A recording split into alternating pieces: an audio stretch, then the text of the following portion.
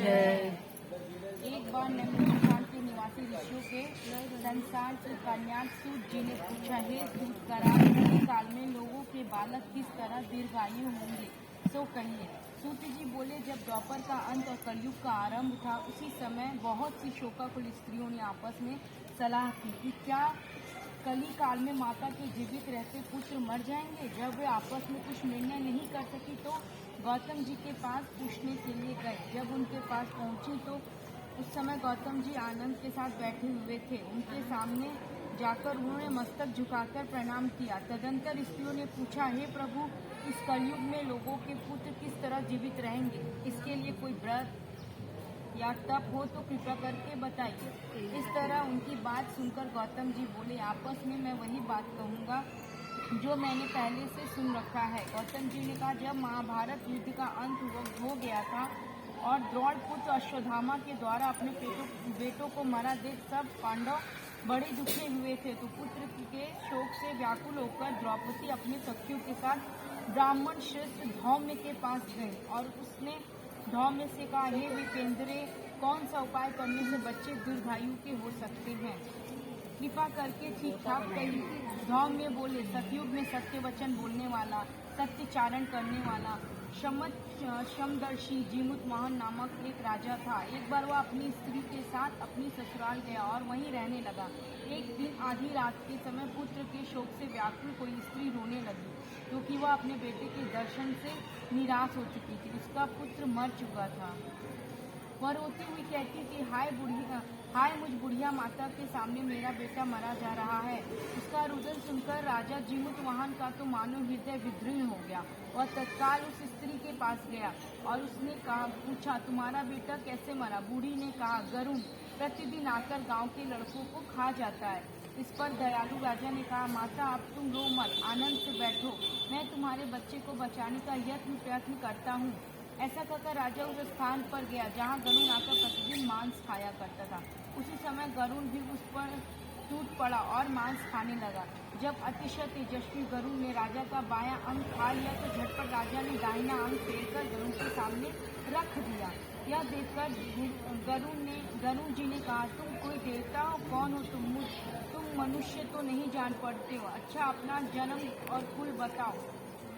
पीड़ा से व्याकुल मन वाले राजा ने कहा, मैं पक्षीराज, इस तरह के प्रश्न करना है, तुम अपनी इच्छा भर मेरा मांस खा लो। यह सुनकर गरुड़ रुक गए और बोले, आदर से राजा के जन्म और कुल की बातें पूछने लगा। राजा ने कहा, मेरी माता का नाम साध्या और पिता का नाम शालीवाहन है। सूर्यवंश में मेरा जन्म हुआ और जीमुत वाहन नामक नाम है मेरा। राजा की दयालुता देखकर गरुड़ ने कहा, हे महाभाग, तुम्हारे मन में जो अभिलाषा हो वर मांगो। राजा ने कहा, पक्षीराज, यदि आप मुझे वर दे रहे हो तो वर दीजिए कि आप अब तक आपने जिन प्राणियों को खाया है वह सब जीवित हो जाएं।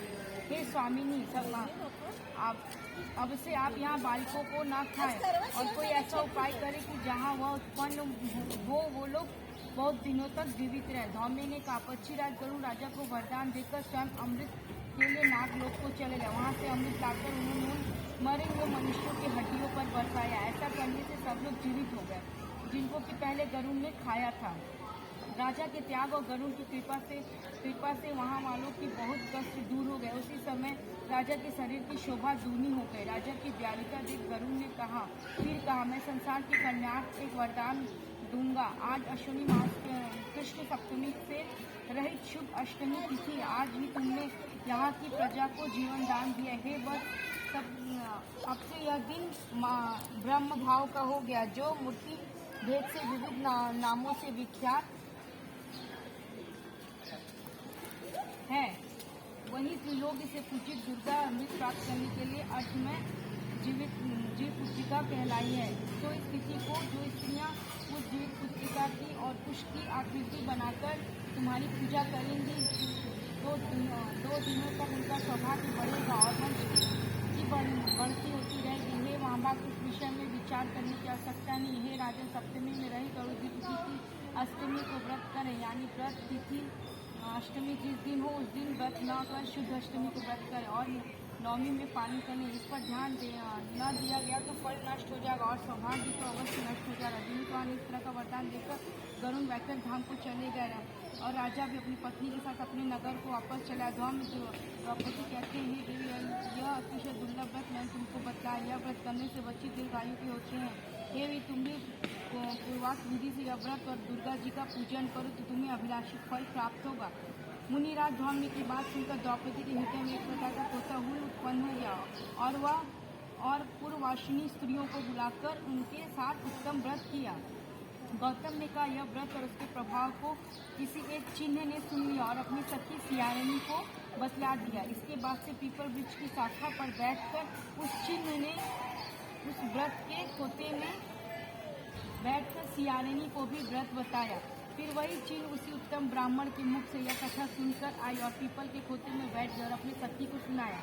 सियारिनी ने आधी कथा सुनी थी तो उसे भूख लग गई और उसी समय शव से भरे शमशान में पहुंच गई। वहां उसने इच्छा भर मांस का भोजन किया और चिन्नी बिना भोजन खाए पिए रह गई और सवेरा हो गया। सवेरा वह गौशाले में गई और गौ का दूध पिया। इस तरह नौमी को उसका पालन हो गया। कुछ दिनों बाद वे दोनों मर गए और अयोध्या में किसी धनी व्यापारी के घर में जन्मे। संयोग से उन दोनों का जन्म एक ही घर में हुआ और जिसमें सियारिनी ज्येष्ठ हुई और चिन्नी छोटी हुई। वे दोनों सभी शुभ लक्षणों से युक्त थी। इसके बड़ी लड़की काशीराज की और छोटी पुत्री उनके मंत्री के घर जहाँ पृथ्वी अग्नि के सामने विधि पूर्वक ब्याही गई। पूर्व जन्म के कर्म फल से वह मृगनयनी रानी हुई। जिस किसी भी संतान को उत्पन्न करती वह मर जाती और पूर्व जन्म की बातों को स्मरण कर मंत्री की पत्नी ने अष्ट वसुओं के सदृश तेजस्वी 8 बेटे उत्पन्न किए जो सभी जीवित रह गए। अपनी बहन के पुत्रों को जीवित देख कृष्यावंश राजपति ने अपने स्वामी से कहा यदि तुम मुझे जीवित देखना चाहते हो तो इस मंत्री के सभी पुत्रों को उसी जगह भेज दो जहाँ मेरा बेटा गया, अर्थात उन्हें मार डालो। यह सुनकर राजा ने उस मंत्री के पुत्रों को मारने के लिए कई प्रकार के उद्योग